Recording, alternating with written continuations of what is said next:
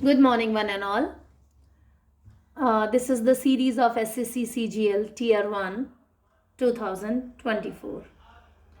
So, in this series, I have covered so many topics, and वो जो topics हैं उन टॉपिक्स से रिलेटेड प्रीवियस ईयर के क्वेश्चन सॉल्व किए हैं काफ़ी सारे लेक्चर्स में. And some lectures I have given on the particular topic, like some grammar topics, and sometimes like vocabulary, antonyms, synonyms, one word substitution, right?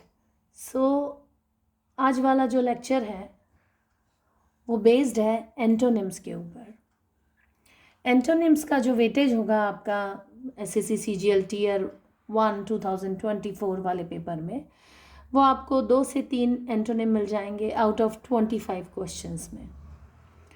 English के जो 25 questions आएंगे उनमें से 2 या 3 एंटोनिम्स आपको पेपर में ज़रूर मिल जाने वाले हैं. क्वेश्चंस किस तरह के आएंगे एंटोनिम्स के? एंटोनिम्स बताना थोड़ा सा डिफ़िकल्ट पड़ जाता है.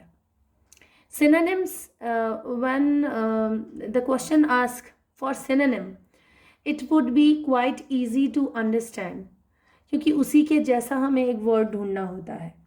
बट एंटोनिम ढूंढते समय आपका जो स्ट्रैटेजी होनी चाहिए, आपका जो प्लाई होना चाहिए, वो थोड़ा डिफरेंट होना चाहिए.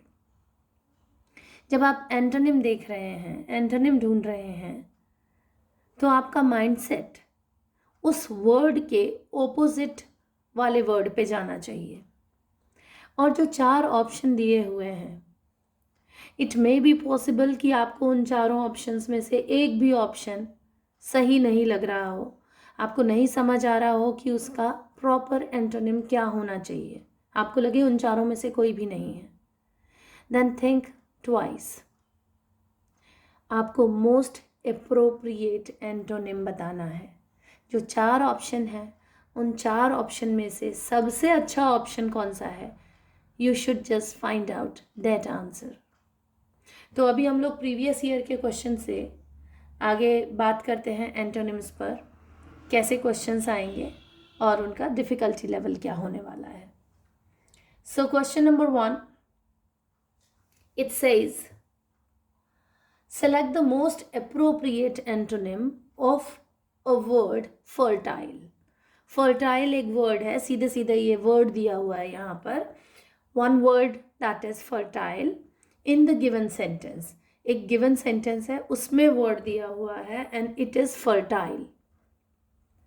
so sentence है the teacher ask. ठीक है, ये अगर देखा जाए तो आपका जो सेंटेंस है नरेशन से उठाया हुआ सेंटेंस है, जो कि एक डायरेक्ट स्पीच है. द टीचर आस्क, ये रिपोर्टिंग वर्ब है, और जो इन्वर्टेड कॉमा के अंदर जो सेंटेंस लिखा हुआ है वो रिपोर्टेड स्पीच है. So the teacher ask, wheat is grown in which kind of land? Rich, wet, barren and fecund. और क्वेश्चन मार्क लगा हुआ है. तो टीचर ने पूछा कि वीट इज ग्रोन. अच्छा, वीट इज ग्रोन जो है वो पैसिव वॉइस में है, एक्टिव वॉइस नहीं है. ये वीट इज ग्रोन, ये पैसिव वॉइस है, और जो इन्वर्टेड कॉमा के अंदर लिखा हुआ है वो रिपोर्टेड स्पीच है. Got it? So wheat is grown in which kind of land, rich, wet, barren और फेकन. ये टीचर ने क्वेश्चन पूछा. अब इस क्वेश्चन में, इस सेंटेंस में एक वर्ड है और वो वर्ड है फर्टाइल. आपको फर्टाइल का एंटोनिम बताना है. तो सबसे पहले तो सिनोनिम ही पूछ लीजिए, सिनोनिम क्या है इनमें से, क्योंकि फर्टाइल वर्ड सेंटेंस में कहीं नहीं दिया. और वो पूछ क्या रहा है कि select the most appropriate antonym of a word fertile in the given sentence. इस सेंटेंस में एक वर्ड फर्टाइल दिया हुआ है, मतलब फर्टाइल से मिलता जुलता एक वर्ड दिया हुआ है, उसका एंटोनिम क्या होगा? फेकंड जो वर्ड है उसका ही मीनिंग होता है फर्टाइल. तो फर्टाइल का सिनोनिम क्या है? फेकंड. ठीक है, फेकंड मतलब fertile, fruitful, productive. Rich means, what is rich? Rich means अगर लैंड की बात कर रहे हैं तो ऐसा ऐसा लैंड एरिया जिसमें कि काफ़ी ज़्यादा वेजिटेशन, अच्छा रिच वेजिटेशन होता है, बहुत ज़्यादा वेजिटेशन होता है, that is rich land area. Barren means unproductive और इनफर्टाइल। अब जो वर्ड दिया है वो है फर्टाइल, जिसका सिनोनिम सेंटेंस में है फेकंड। फेकंड का एंटोनिम होता है बैरन। बैरन मतलब अनप्रोडक्टिव, इनफर्टाइल। ऐसा एरिया, ऐसा लैंड एरिया जहाँ पर कि वेजिटेशन नहीं होता, तो दैट इज बैरन। वेट मतलब होता है डैम्प या मॉइस्ट, जिसमें पानी बहुत ज़्यादा हो, सराउंडेड बाय वाटर, मतलब मिट्टी ऐसी हो, मॉइस्चर ज़्यादा हो, डैम्प मिट्टी में पानी भरा हुआ हो, that is wetland, right. So antonym क्या होगा फर्टाइल का, दैट इज बैरन। ओके, आपको थोड़ा अप्रोच चेंज करनी पड़ेगी एंटोनिम्स ढूंढने के लिए।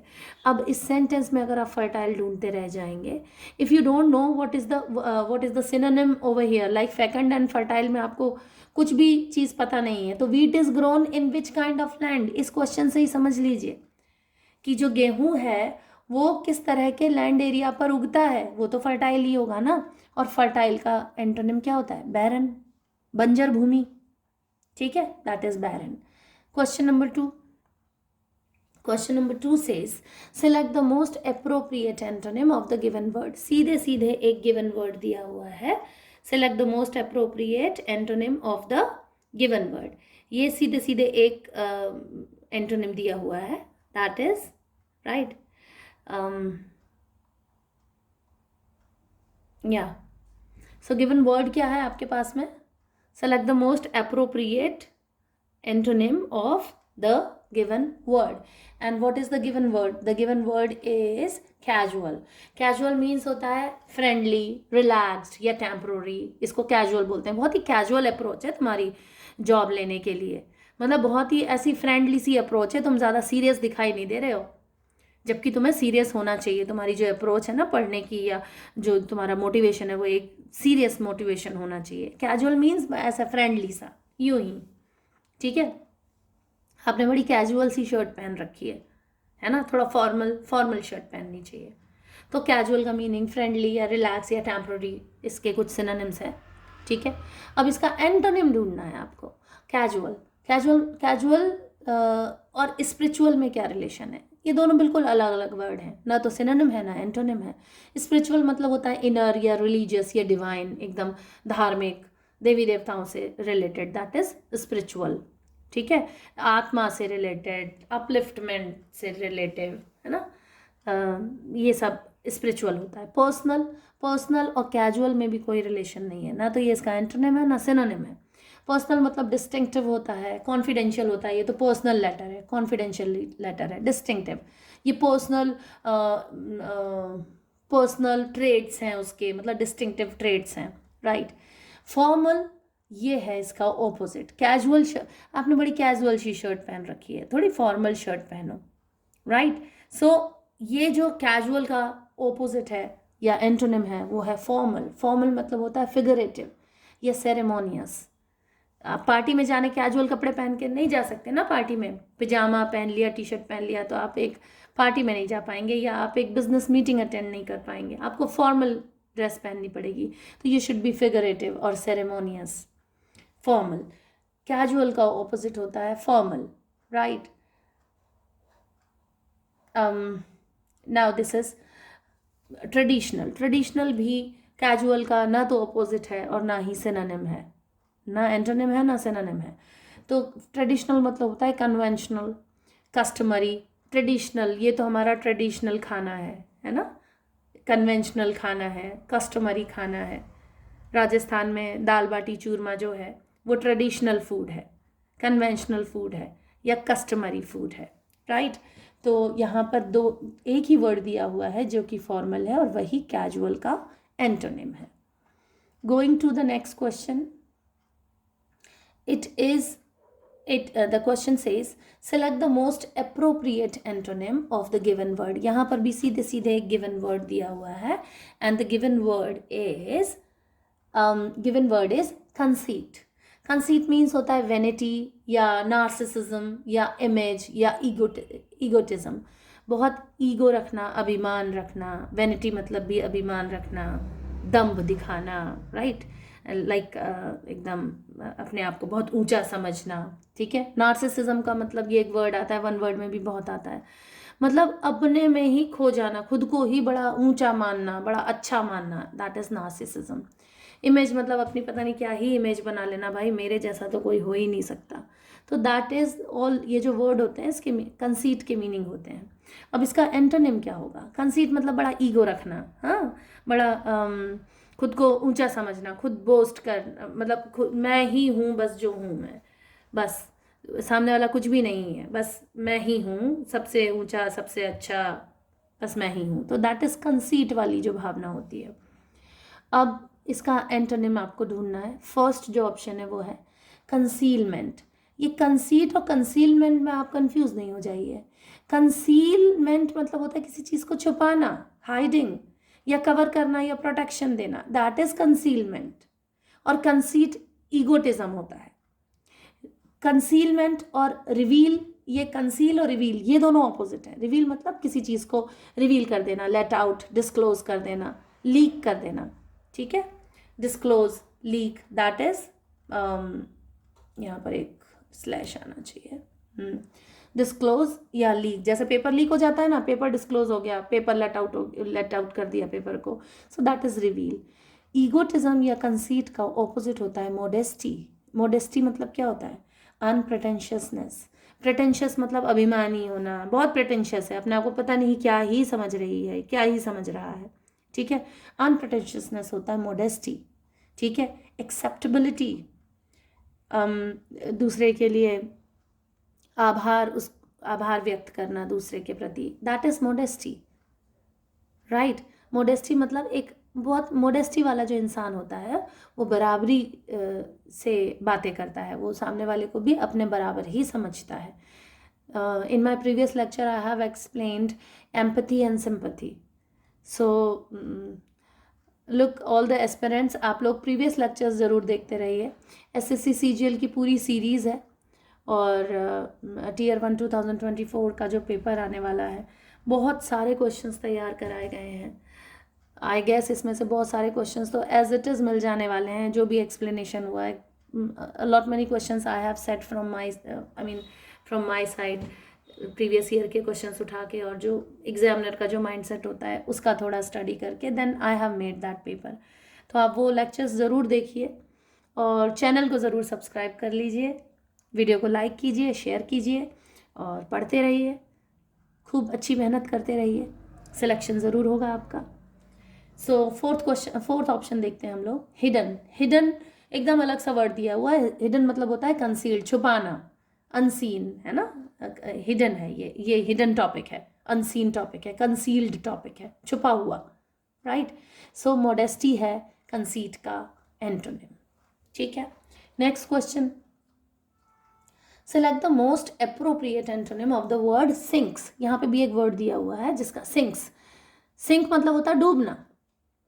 तो और एक सेंटेंस में दिया है, groups work together to create Christmas parade themes which are then carried out in floats, musical groups and strolling figures.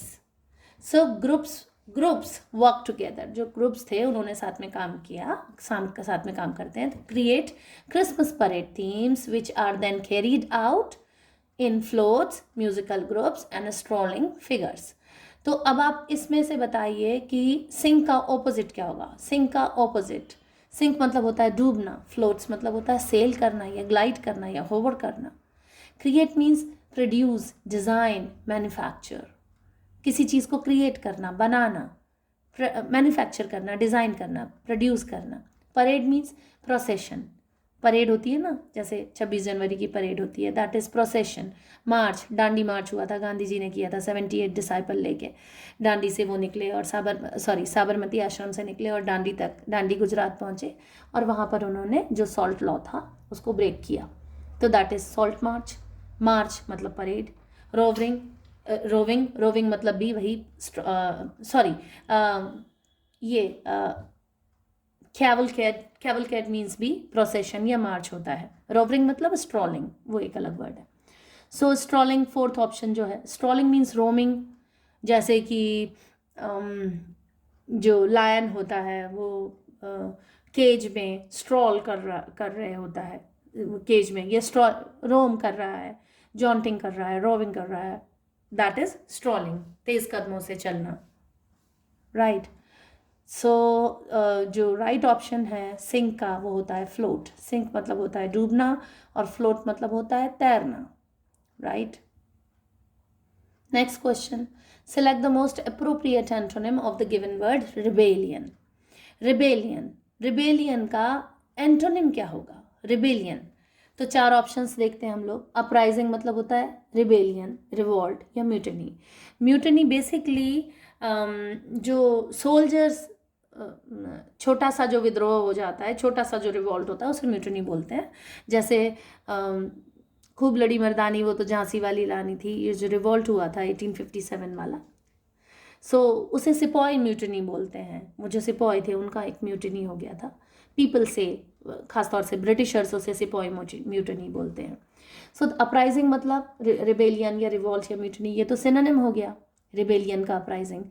Uprising दूसरा लिखा है एक बार लॉयल्टी को छोड़ते हैं जो सेकंड ऑप्शन है, थर्ड में देखते हैं सेडिशन। सेडिशन मतलब होता है इंसाइटमेंट या एजिटेशन या रेबल राउजिंग, मतलब भड़काना, है ना, उकसाना, भीड़, इंसाइटमेंट, तो दैट इज सेडिशन।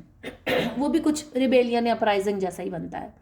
अलॉटमेंट मतलब एलोकेशन या ग्रांट या इशू, किसी चीज़ को अलॉट करना, इशू करना, दैट इज अलॉटमेंट। वो तो एकदम ही अलग वर्ड है। अपराइजिंग और सेडिशन को हम लोग रिबेलियन से जोड़ सकते हैं, लेकिन लॉयल्टी एकदम अलग वर्ड है जो कि रिबेलियन का ऑपोजिट है। लॉयल्टी मतलब होता है एलिजियंस या डेडिकेशन या डिवोशन, मतलब लॉयल रहना, विश्वसनीयता दिखाना, किसी के लिए विश्वास पात्र बन जाना, तो दैट इज रिबेलियन। थोड़ी होगा रिबेलियन, ये तो बड़ा रिबेलियन है। रिबेलियन का ऑपोजिट है लॉयल्टी। लॉयल्टी मतलब विश्वास दिखाना, रिबेलियन मतलब विद्रोह करना। दोनों ऑपोजिट हैं, रिबेलियन का ऑपोजिट होगा loyalty, right. Going to the next question, it is select the most appropriate antonym of the given word hospitality. यहाँ पर भी सिर्फ एक वर्ड दिया हुआ है, दैट इज हॉस्पिटैलिटी। हॉस्पिटैलिटी का ऑपोजिट क्या होता है? कंप्लेन। कंप्लेन मतलब प्रोटेस्ट या ऑब्जेक्शन, किसी चीज़ की शिकायत करना, ऑब्जेक्शन करना, प्रोटेस्ट करना, दैट इज कंप्लेन। हॉस्पिटैलिटी का मतलब तो आप भगत करना, सत्कार करना, फ्रेंडशिप दिखाना, दैट इज हॉस्पिटैलिटी, है ना। कंप्लेंट तो उसका कंप्लेंट हॉस्पिटैलिटी का ऑपोजिट नहीं है। हॉस्पिटैलिटी मतलब अच्छा व्यवहार रखना, स्वागत करना, लेकिन कंप्लेन करना उसका ऑब्जेक्ट, उसका एंटोनिम नहीं होगा। वो एक ना तो सिनोनिम है ना एंटोनिम है। कॉर्डियलिटी मतलब होता है फ्रेंडशिप या जेनरॉसिटी या एमिटी। ये सब हॉस्पिटैलिटी के सिनोनिम माने जा सकते हैं। आई कॉर्डियली इनवाइट यू, मैं बहुत मन से, बहुत अच्छे से आपको इनवाइट कर रहा हूँ, तो दैट इज कॉर्डियलिटी, फ्रेंडशिप या जेनरॉसिटी या एमिटी। कोल्डनेस मतलब कूलनेस होता है, इसका सिनोनिम आप ढूंढोगे तो आपको कूलनेस या फ्रिजिडनेस, ऐसी चीज़ें मिल जाएंगी, राइट। लेकिन एक वर्ड आपने सुना होगा, जो एसएससी की तैयारी कर रहे हैं तो उन्होंने तो ज़रूर ही सुना होगा, बिल्कुल लाइक ये जो कोल्डनेस है, मर्डर के ख़ास तौर से यूजुअली हम लोग करते हैं कि ये तो बिल्कुल निर्दयता से कोई काम करना, कोल्डनेस दिखाना। लाइक हॉस्पिटैलिटी के लिए वार्मथ बोलते हैं, कितना वार्म वेलकम है ना, वार्म वेलकम। अब वार्म जो वर्ड आ रहा है उसका मतलब, वार्म का अगर आप सिनोनिम देखोगे तो वो होगा गर्म, है ना। लेकिन वार्म वेलकम तो ऐसा गर्म वेलकम नहीं ना, उसका दोनों मिलके ऐसा गर्म वेलकम मीनिंग नहीं निकालते। उसका मतलब है आपने बहुत हॉस्पिटैलिटी दिखाई, आपका जो वेलकम है वो बहुत ही जिंदा दिल है, बहुत लग रहा है सामने वाले को, फील हो रहा है कि अच्छा इतना अच्छा वेलकम मिला है मुझे। उसी तरीके से ये जो कोल्डनेस है, कोल्ड का मतलब एकदम निरुत्साहित होके, बिल्कुल कोई फ्रेंडशिप नहीं दिखाना, एकदम कोई फ्रेंडशिप नहीं दिखाना आपको और एकदम अलग थलग होके रह जाना है, इनफैक्ट आप बहुत अनफ्रेंडली हो रहे हो, दैट इज कोल्डनेस। तो ऐसे देखने से कोल्डनेस से आपको एंटोनिम नहीं दिखाई देगा। आप हो सकता है कंप्लेंट पे जाओ, आप हो सकता है आपको कंप्लेंट इसका एंटोनिम दिखाई दे, लेकिन कंप्लेंट हॉस्पिटैलिटी का एंटोनिम नहीं है, क्योंकि हॉस्पिटैलिटी होने के बाद में भी किसी तरह की कोई कंप्लेंट की जा सकती है, हो सकती हैं, पर कोल्डनेस हॉस्पिटैलिटी का एंटोनिम है। इसका राइट आंसर कोल्डनेस ही है। रैदफुल क्या होता है? रैद मतलब होता है गुस्सा, तो रैदफुल मतलब एंगर्ड, गुस्से से भरा हुआ, एनरेज्ड, रेज का मतलब भी गुस्सा होता है, तो एनरेज्ड मतलब गुस्से से भरा हुआ, इन्फ्यूरिएटेड, ये भी मतलब रैदफुल के लिए वर्ड आते हैं, ये इसके सिनोनिम है। हॉस्पिटैलिटी का एंटोनिम इस क्वेश्चन में कोल्डनेस होगा, ना कि कंप्लेंट। कंप्लेंट हॉस्पिटैलिटी का ना तो एंटोनिम है और ना ही उसका सिनोनिम है, राइट।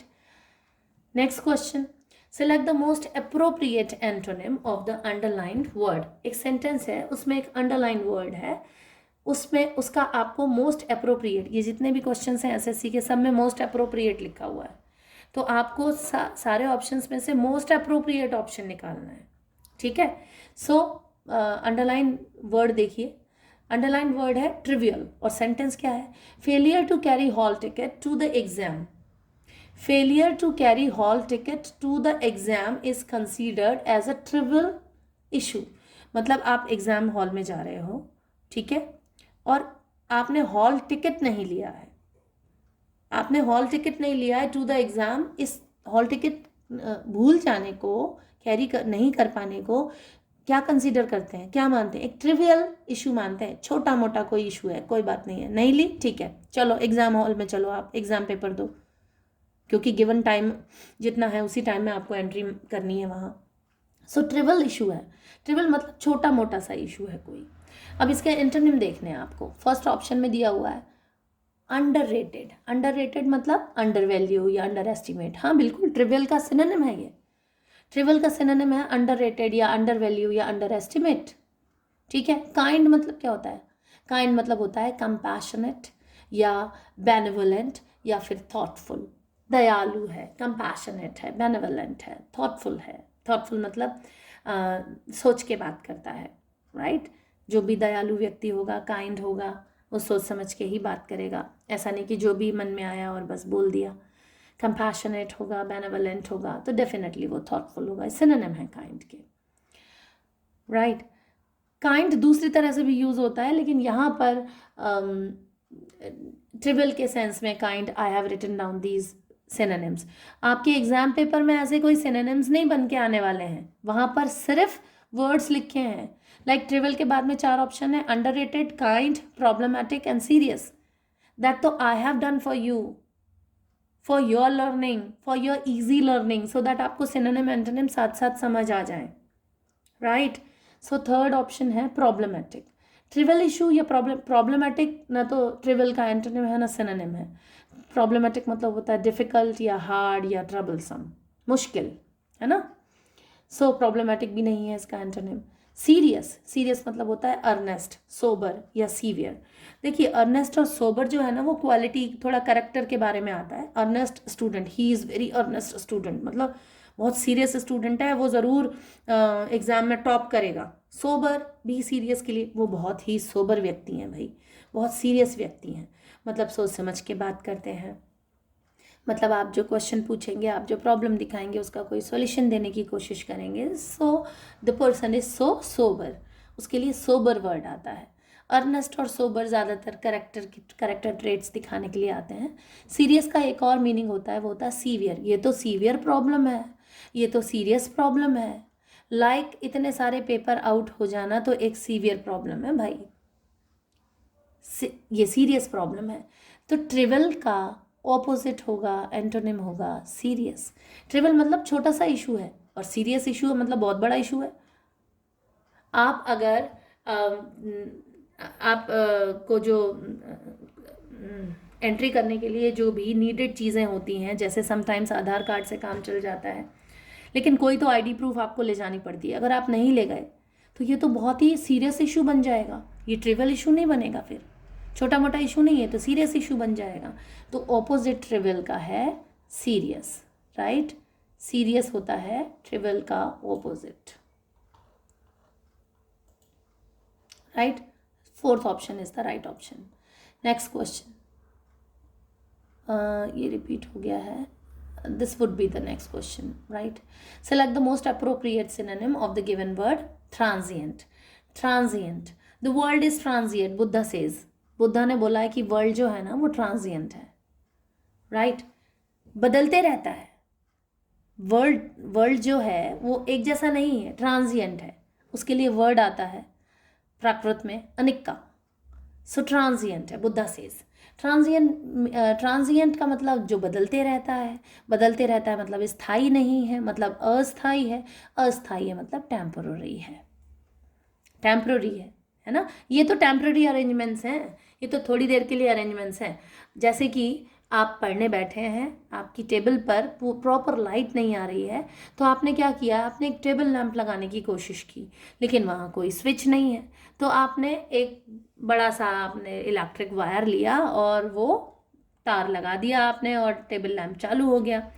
फिर देन योर मदर सेज कि ये क्या कर रखा है तुमने भाई, इतने यहाँ से साफ सफाई होने में दिक्कत है और चीज़ें हैं, किसी के कोई गिर सकता है इस तार में पैर फंस के। तो आपने बोला कि नहीं मम्मा ये तो टेम्पररी अरेंजमेंट्स है, इसका स्विच ही ठीक कराना पड़ेगा और मेरे टेबल पे फिर टेबल लैंप आएगा। तो टेम्पररी मतलब अस्थाई, है ना, आपने स्थायी रूप से वो अरेंजमेंट्स नहीं कर दिए हैं, तो that is temporary arrangements kind of, right. So it will be like this, temporary would be opposite of transient. अब ऑप्शन भी देख लेते हैं। ट्रांसफॉर्म, किसी चीज़ का ट्रांसफॉर्मेशन कर देना। ट्रांसमिट एक अलग वर्ड होता है। ट्रैप मतलब किसी चीज़ को ट्रैप कर लेना, कोई जाल बिछा देना, राइट। तो अगर हम ऑपोजिट की बात करें तो ट्रांजिएंट का ऑपोजिट होता है टेम्पररी। ओके, सो आज के लिए इतने ही सिनोनिम्स पर हम लोग बात करेंगे। आई होप आपको एक्सप्लेनेशन समझ में आ रहा है। इफ़ यू फील दैट कुछ टॉपिक्स छूट रहे हैं या कुछ और इम्प्रूवमेंट की ज़रूरत है तो प्लीज़ कमेंट सेक्शन में आप कमेंट करिए। अगर आपको लगता है कि एक्सप्लेनेशन काफ़ी अच्छा है तो भी आप कमेंट करिए। It will be a motivation for me as well to make some more videos, right. So channel को ज़रूर सब्सक्राइब कर लीजिए और वीडियो को लाइक कीजिए, शेयर कीजिए। Keep learning. Thank you so much.